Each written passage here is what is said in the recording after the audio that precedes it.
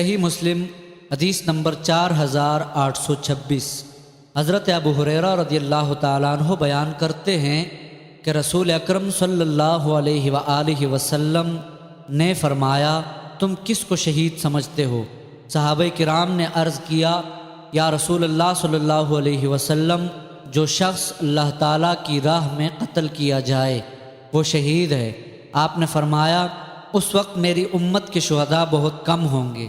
صحابہ کرام نے عرض کیا، یا رسول اللہ صلی اللہ علیہ وسلم، پھر وہ کون لوگ ہیں؟